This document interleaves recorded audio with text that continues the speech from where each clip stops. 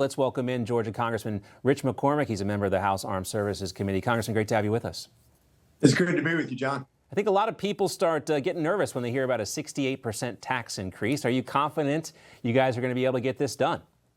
I am, especially with the tax increase. We're going to lock in the tax rate as it is for businesses, lock in the R&D credits, all the great things that we loved about the tax cuts and jobs creations. We're going to make sure that that's locked into place. I think even the Democrats want to see that done. The holdup right now is on the minutia, whether it be salt, no tax on different things that the president wants to bring in. How do we pay for that? How do we make sure that our long-term financial security is ensured when it comes to the debt and deficit, which are huge problems, making sure that everybody has some skin in the game. And that's going to be the hard part to settle amongst Republicans. Yeah, that's the issue, right, is where is this money going to come from? The thing, too, is a lot of people have been skeptical about Speaker Johnson's ability to get it this far, but he's proven his haters wrong every step along the way. Well, it's good to have the president in his corner, and the president puts a lot of pressure on people who are outliers. I've suffered from that myself when I was one of the 34 holdouts in December against the CR, which I might point out 100% of the Democrats voted for.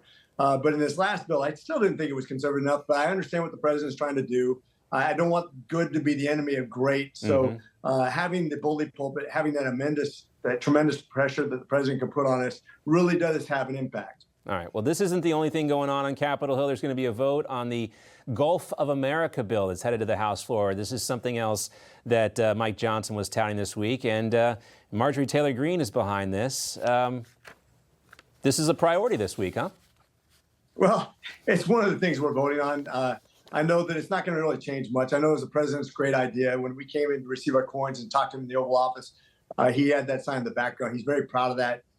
This is to codify that. But just like when we renamed Mount McKinley Denali, it doesn't really take an act of Congress to do that.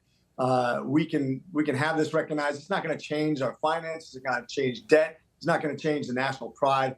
It's something that's fun to do. It's neat to recognize America and the fact that it encompasses that body of water.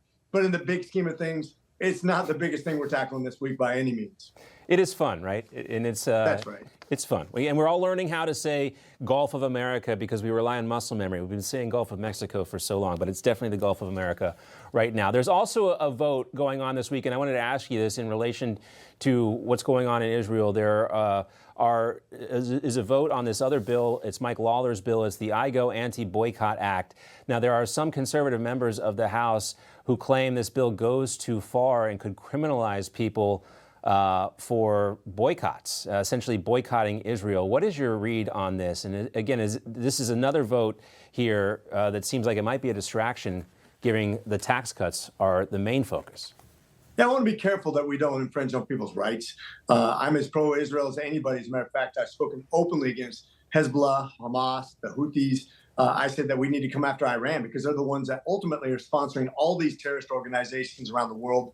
But I want to make sure that when people want to do individual choices, that they're not punished for that. I mean, we boycott people all the time in the Republican Party, and we've actually ruined companies based on our political ambitions. Bud Light.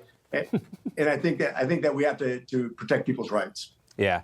This is a curious issue, but again, it's one of those things you got to give Mike Johnson credit for because he manages to get these votes taken care of amidst everything else going on. Great to have you with us, Congressman Rich McCormick. Thanks for some time today, and we will talk to you soon. Always a pleasure.